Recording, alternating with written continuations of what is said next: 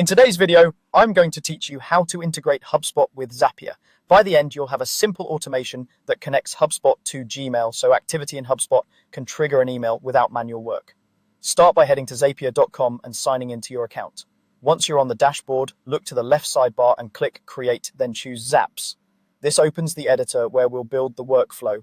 A Zap is made of two parts, a trigger that starts the automation and an action that runs after the trigger fires. Begin with the trigger. Click Trigger, then search for and select HubSpot as the app. Zapier will ask you to choose a trigger event. Pick the one that fits your process, like a new contact, form submission, or deal stage change. If you're not sure which to choose, think about the exact moment you want the automation to begin. This keeps your workflow focused and avoids unnecessary runs. Next, connect your HubSpot account. Click to sign in and follow the prompts to authorize Zapier. Make sure you're using an account with the right permissions to access the records you care about. After connecting, click Test Trigger. Zapier will pull in recent sample data from HubSpot. Review what it finds to ensure it matches the type of record you expect.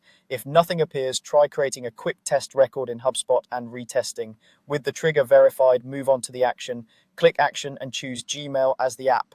Then select the action event, such as sending an email. Connect your Gmail account if you haven't already.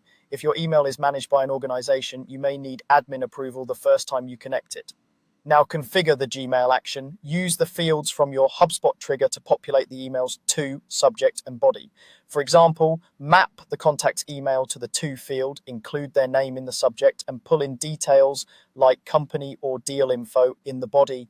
Using dynamic fields ensures each email is tailored to the specific HubSpot record that triggered it. You can also add CC or BCC and format the message clearly so it's easy to read. Finally, click Test Trigger again. Zapier will fetch the sample HubSpot data and run it through your Gmail action, confirming everything is wired correctly.